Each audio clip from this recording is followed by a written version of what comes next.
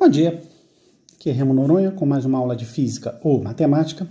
Hoje a gente vai fazer o projeto aulão. Vou mostrar aqui para vocês como é que isso funciona, que é basicamente o seguinte, tá? Eu peguei as questões de Física do Enseja 2017, então tá aí questão, se eu não me engano, 2, 6, 8, 11, 17, enfim, tem 9 questões aí, né? E são questões de física que eu achei interessante começar por elas, né? Apesar de que eu já fiz um aulão antes e vou mostrar para vocês aqui como é que vocês vão fazer para achar ele também, legal? Mas essa aula de hoje, como eu estava dizendo, tem a ver com aquela prova de física fácil para poder ajudar as pessoas que chegam assim meio que desesperadas para uma prova de física e precisam se defender com as questões mais fáceis para, por exemplo, não zerar uma prova, tá? Mas deixa eu mostrar para vocês como é que é o esquema do projeto aulão.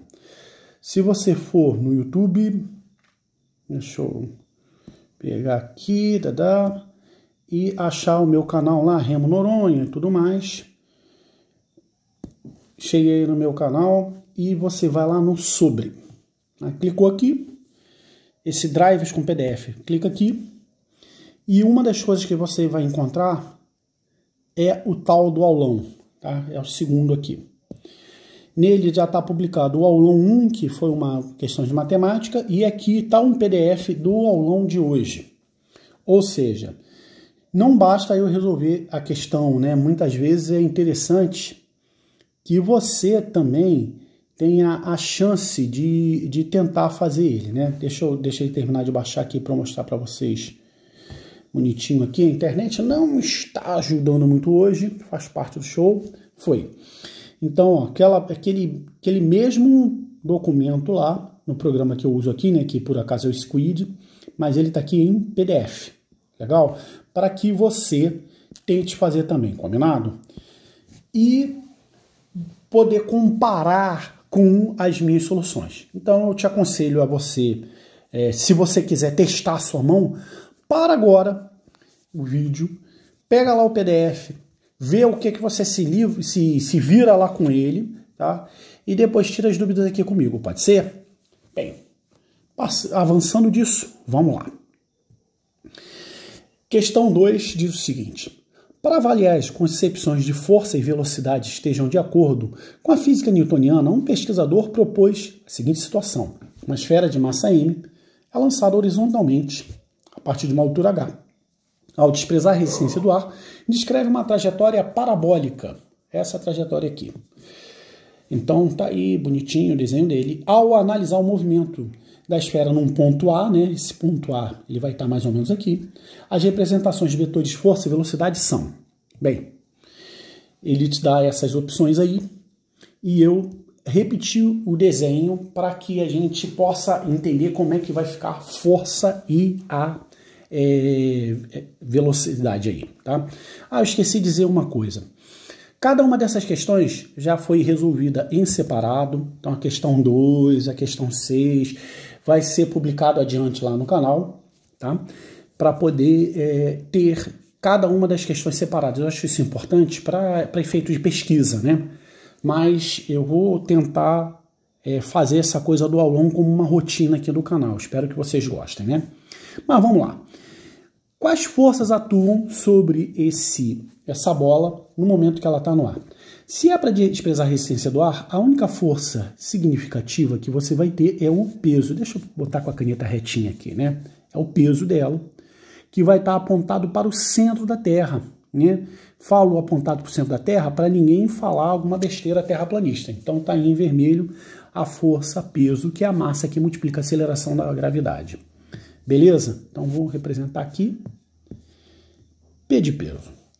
Agora, velocidade. Velocidade ela vai ser sempre tangente à trajetória. Então, por exemplo, se você vou desenhar aqui visto de cima uma pista e está aqui um automóvel se deslocando para cá. Se você quiser botar um guardrail, você vai colocar aqui. Porque se esse carro perder o freio, deslizar qualquer coisa, a tendência dele é passar reto. Isso porque a velocidade é sempre tangente à trajetória. Então, a velocidade nesse ponto, vou fazer aqui com verde, tá? Ele vai ter mais ou menos esse aspecto aqui, ó, tangente à trajetória. Então, vamos colocar a setinha na cabeça de todo mundo, né, para representar bonitinho o vetor velocidade, né?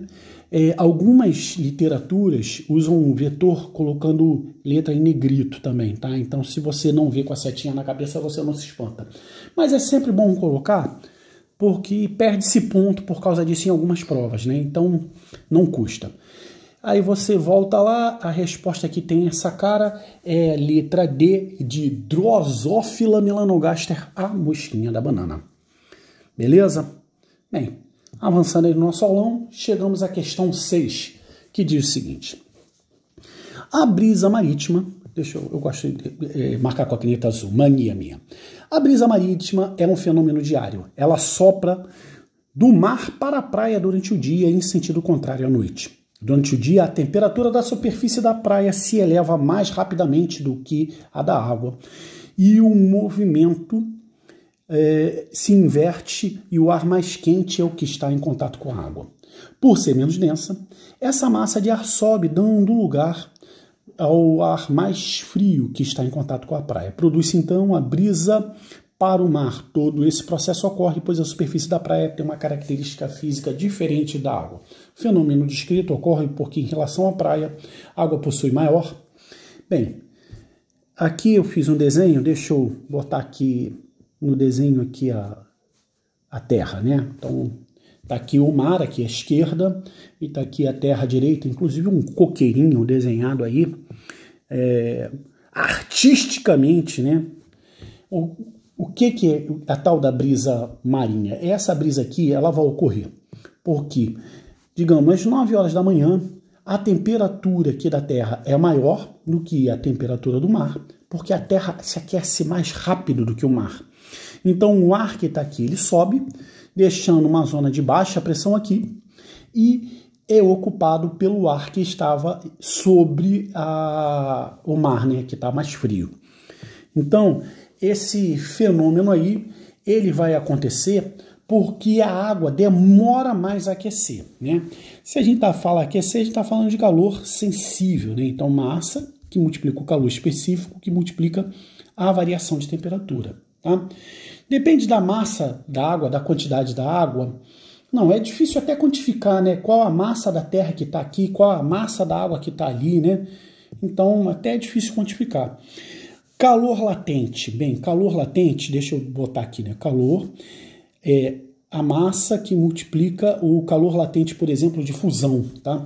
Isso tem a ver com mudança de fase, não com mudança de temperatura. Então, não é calor latente. Esse aqui está fora.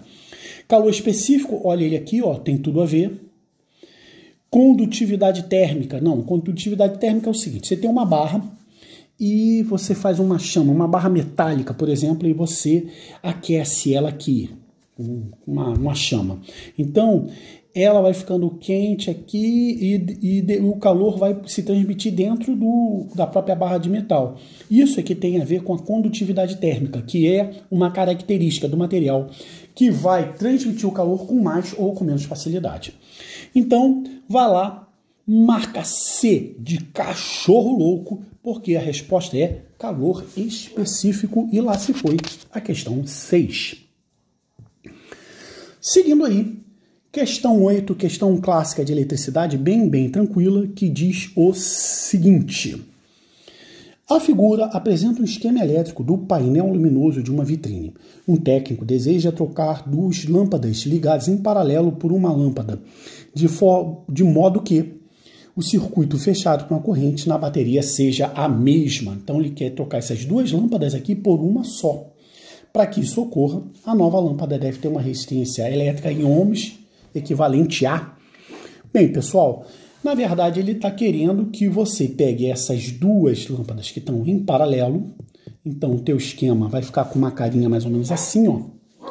Uma lâmpada aqui, outra lâmpada aqui, e você quer substituir por uma resistência equivalente. Então, nesse caso aqui, o inverso da resistência equivalente vai ser igual à soma dos inversos das resistências, tá? Se fosse em série, seria simplesmente a soma, que seria o caso aqui de cima, né? Como elas estão em paralelo, olha aqui, ó. Você tem um ramo vindo por cima e outro ramo vindo por baixo. Elas estão em paralelo. E cada uma delas tem 2 ohms. Os meus cachorros resolveram fazer uma bagunça lá, mas vamos nessa. Então, a resistência equivalente, deixa eu dar uma melhorada na letra, porque de repente algum de vocês quer fazer um print aí. Eu tenho que lembrar sempre de caprichar, gente. É igual a 1 sobre R1 mais 1 sobre R2. Só que meio mais meio é igual a 1. Então, 1 sobre Rzão, sobre a resistência equivalente, é igual a 1, fazendo que a sua resistência equivalente seja igual a 1 ohm. Então, você vai lá, marca a letra A de anarquia e não se fala mais nisso. Avançando aí no aulão, vamos chegar à questão 11. E a questão 11 diz o seguinte: um grupo de alunos de engenharia de uma universidade norte-americana criou um protótipo para gerar energia. O protótipo é acoplado à sola de um sapato e tem uma espécie de alavanca que é acionada cada vez que o pé entra em contato com o chão.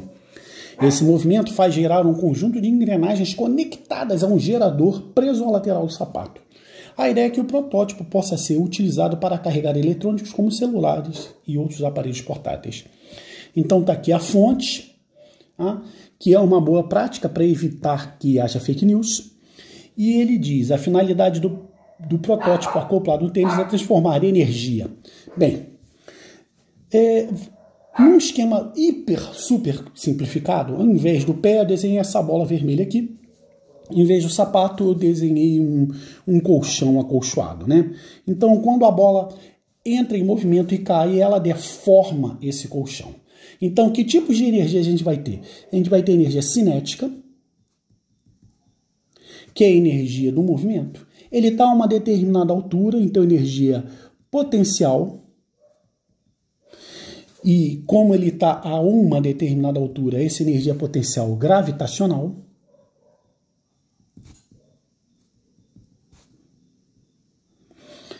E quando a bola toca aqui no acolchoado e deforma, você vai ter também energia elástica. Tá? Então a energia potencial aqui ela pode ser potencial gravitacional ou potencial elástica. Beleza? Então, é esse tipo de energia que você tem aí no começo do processo. E você quer chegar a carregar eletrônicos. Então, você vai querer transformar em energia elétrica, né? Então, você vai estar transformando energia mecânica em energia elétrica, que diz a letra D de Drosophila melanogaster. Aí você fala assim: mas Remo, você acabou de dizer que as energias são cinética, potencial gravitacional e potencial elástica. Como assim energia mecânica? Sim, porque esses tipos de energia são consideradas energias, a energia mecânica, né? Por isso é que a resposta é letra D. Avançando aí, chegamos aqui à questão 17, que diz o seguinte: para atletas de esportes como corrida, natação e ciclismo, cada milésimo de segundo é crucial nas competições. O nadador aderiu à depilação, pois nesse esporte ter o corpo depilado pode ser decisivo. Sem pelos, o nadador pode reduzir seu tempo de prova, em que o vencedor às vezes ganha por milésimos de segundos. A redução obtida no tempo bem, você tem a pele do nadador em contato com a água, né? Então forma uma espécie de um atrito, né? E esse atrito aí é que atrapalha, né? Na verdade é a resistência da água, né? Se por um acaso você quiser ser mais rigoroso. Então, já pode chegar marcando a letra A de anarquia. O aumento da força do empuxo não tem sentido aqui, né? Porque o empuxo é o peso do fluido deslocado, então a massa específica que multiplica o volume do fluido deslocado multiplicado pela aceleração da gravidade. E você teria que diminuir o volume do nadador para diminuir o empuxo, né? Então não tem razão de ser. A força da gravidade, realmente, no momento que você se depila, você vai ter menos massa. apesar de estar correto, não é significativo, não faz uma diferença suficiente para que você tenha esse efeito na prática. O aumento da força elástica na pele, isso é uma característica da própria pele, né? Também não faz muito sentido. Então, como eu já disse, vai lá, marca a letra A de anarquia e não se fala mais nisso. Bem, chegamos à questão 22, que é uma questão de momento de uma força, né? Nós temos esse assunto melhor explicado do que eu vou fazer aqui, isso que é só uma solução mais rápida, né? Sim, tipo para que você se defenda numa hora de prova, que diz o seguinte, tá? A imagem representa a balança utilizada para a medida da massa de uma fruta. A massa colocada do prato direito é de 100 gramas e o sistema se encontra em equilíbrio. A massa dessa fruta em grama é... Bem, se eu escolher esse ponto aqui, ó, chamar de ponto A como fulcro, né? Olha que palavra bonita, né? Nada mais é do que o ponto de apoio. Eu posso dizer que o momento que essa bola aí faz para o sentido anti-horário tem que ser igual ao momento que essa cuia, né? Vamos botar assim para virar uma xícara, que essa xícara faz no sentido horário. E o momento, né, é a força multiplicada pela distância. Porque se por um acaso tivesse um ângulo aí, a gente teria que levar em consideração também, somente a força aqui é ortogonal, né? Se por acaso você puxar assim na diagonal, você teria que ver a componente vertical aqui para poder saber qual é o momento, né? Mas como aqui todo mundo está a 90 graus, fica uma solução bem tranquila que é o seguinte, ó. A massa da bola multiplicada pela aceleração da gravidade multiplicada pela distância A, que é essa daqui, ó. Vou fazer o seguinte, ó. Vou chamar esse ponto aqui de B e esse ponto aqui de C. Então, a distância AB vai ser igual a massa 2, que é essa daqui, ó, multiplicada pela aceleração da gravidade multiplicada pela distância entre A e C. Legal? Bem, como a aceleração da gravidade está dos dois lados da conta, você pode eliminar ela, né? Dão-se as mãos e vão embora. Aí você não tem que se preocupar com conversão porque você quer a resposta em grama. Então você pode colocar a tua massa em gramas mesmo. A distância aqui está de 10 centímetros. Se eu colocar a distância daqui em centímetros também não tem que me preocupar com a conversão. Então vai ficar massa 2, vai ser... Não, desculpa, olha só, estou fazendo besteira. A massa aqui da esquerda, eu não sei o valor, então vou colocar em M. A distância aqui, sim, de 10 centímetros. Até aí, tudo bem. A massa 2 de 100 gramas e a distância C de 50 centímetros. Bem, vou dividir dos dois lados por 10. Então, adeus, adeus. Então, a massa da bola vai ter que ser 100 vezes 5, 500 gramas ou meio quilograma, que daria no mesmo. Vai lá, marca a letra C de cachorro louco e não se fala mais nisso. Seguindo aí, vamos para a questão 25, que diz o seguinte.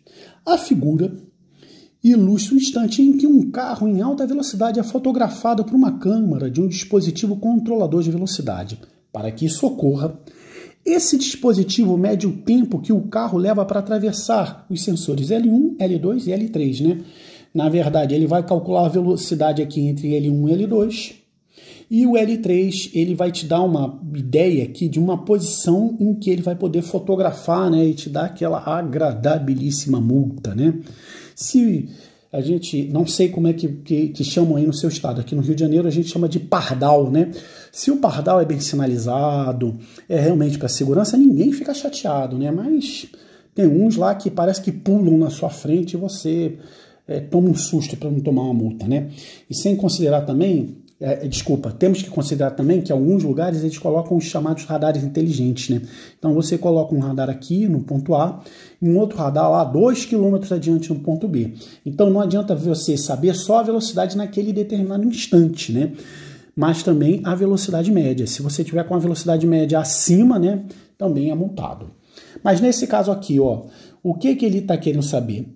Ele está querendo saber a velocidade ali, né? Então ele fala o seguinte: para que seja possível calcular a velocidade do veículo, é necessário que se conheça também, ó, você sabe a distância, né?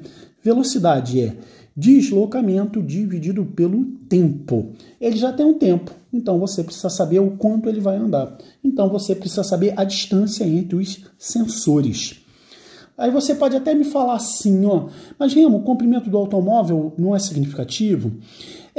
Mas só que eles medem só a partir da passagem da placa ali, né? Então, se o automóvel é um pouco maior ou um pouco menor, não vai interferir na medição. Até porque os carros têm medidas diferentes e isso poderia causar problemas, né? Então, vá lá, marca a letra B de Beatles. Chegamos à questão 28.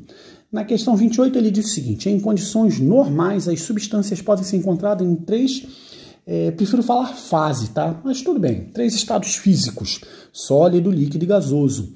Entretanto, algumas substâncias só podem ser encontradas em 2 estados físicos, como por exemplo a naftalina, o gelo seco e a cânfora, que passam do estado sólido diretamente para o estado gasoso sem passar pelo estado líquido. A mudança de estado físico sofrida por essas substâncias é chamada de... Bem, pessoal, deixei aqui como ilustração, que não responde necessariamente a questão, as curvas de fases aí de uma determinada substância. Aqui você tem um ponto tríplice, onde você vai ter estabilidade.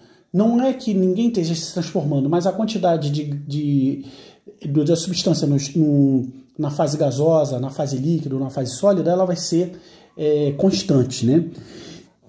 Nesse trecho aqui, você tem sólido, aqui vapor e aqui líquido, levando em consideração nos eixos que você vai ter a pressão e a temperatura. Algumas pessoas pensam que só a temperatura faz mudar de fase, né? Mas a pressão também é decisiva. Então, botei isso aí ilustrativo, mas para matar a questão, esse esqueminha que a gente fez aqui, ele torna as coisas mais claras. Quando você tem um sólido passando para o estado líquido, para a fase líquida você tem a fusão. Se você tem um líquido passando para a fase gasosa, você tem a vaporização. Se você tem um gás ou um vapor se transformando em líquido, você vai ter a liquefação. De líquido para sólido, solidificação. E a transformação que nos interessa aqui, que é a passagem direta do sólido para o gasoso ou vice-versa, se chama sublimação. Então você vai lá, marca a letra B de Beatles e não se fala mais nisso. Chegamos à questão final da prova, que é muito bonitinha, um desenho que ficou maravilhoso, né? Que diz o seguinte: os satélites são ditos geoestacionários quando são colocados em órbita circular em torno da Terra. Para um observador sobre a sua superfície, o satélite comporta-se como se estivesse fixo em determinado local no céu. A figura representa 4 possíveis órbitas circulares de satélites em relação a um plano equatorial da Terra, né? Então, você coloca aqui a Terra, né, que ela é geóide, né, o formato dela é que ela é quase que esférica, um pouquinho achatado nos polos. Se você quiser saber o que eu tenho a dizer sobre isso, eu tenho um vídeo sobre esse assunto, tá? Aí você tem esse plano aqui, que é o plano onde passa a linha do Equador. Legal? Então, que tipos de órbitas a gente vai ter? Eu vou marcar aqui elas, a órbita polar, que é essa daqui, ó. A órbita polar, ela faz 90 graus com o plano equatorial, ou seja, se você vê o ângulo aqui, ó, esse ângulo é de 90 graus. Legal? Bem, escolhi uma outra cor, verde. A órbita inclinada. O plano faz um ângulo maior do que 0, menor do que 90, tá ela aqui, ó. Essa é a órbita inclinada. Legal? A órbita equatorial. Bem, a órbita equatorial, eu vou marcar aqui em lilás, que é essa daqui. E a órbita equatorial, ele vai dizer que é direta, se ela tem o mesmo sentido da rotação da Terra, e retrógrada, se ela tem um sentido oposto à rotação da Terra. Então, ó, a Terra está girando para cá, ó, tá vendo a setinha aqui? Eu poluí um pouquinho. Deixa eu apagar algumas coisas aqui para você poder enxergar essa seta aqui, ó. Pera aí, devagarinho aqui. Foi. Ali está o sentido da rotação da Terra, ó. Então, Se a órbita vai no mesmo sentido da rotação da Terra, ela é uma órbita direta. Se por um acaso ela vai no sentido oposto, ela vai ser uma órbita retrógrada. Legal? Agora, vamos pensar da seguinte forma. Está aqui a Terra, está aqui teu satélite. Imagina como se fosse assim, né? Lógico que o hiper fora de escala, mas como se fosse um halteres que você tivesse preso assim. Para que ele funcione de forma geoestacionária, não importa de onde você... Se você tem uma... Deixa eu desenhar a minha famosa formiguinha aqui, né? Eu tenho um amigo que curte a beça quando eu desenho essa formiguinha. Você tem uma formiguinha aqui olhando, vai estar sempre fixo. O sentido de giro desse lado do halter tem que ser o mesmo sentido de giro desse aqui. Então, se trata de uma órbita equatorial direta. Então, vai lá, marca letra C de cachorro louco. E não se fala mais nisso? Não, aqui, ó, fonte, né? Fonte, gente. Fonte pra gente não ficar propagando por aí fake news, né?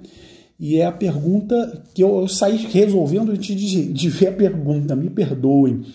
Para que o satélite fique geoestacionário, a órbita deve ser. Então você vai lá, você tem a sua antena parabólica lá da tua TV, você fixa ela para um determinado local, porque você está lidando com um satélite geoestacionário. Combinado? Bem, pessoal, a gente termina por aqui. Espero que vocês tenham gostado dessa aula. A ideia é a próxima que a gente fizer seja ao vivo para que vocês possam tirar as dúvidas. Mas mesmo assim, se você tem qualquer dúvida aí, manda um sinal de fumaça aí, diz aí, escreve qualquer coisa para mim aí, para dizer que você ficou com dúvida e eu vou tentar explicar da melhor forma possível. Legal, pessoal? Bem, é isso, né? Aqui a gente tem aula todo santo dia. Deixa o like aí, compartilha com os amigos se gosta do trabalho, com os inimigos se não gosta tanto assim, mas principalmente dá uma olhada lá no Drive, na descrição do canal, que tem um montão de recursos para te ajudar.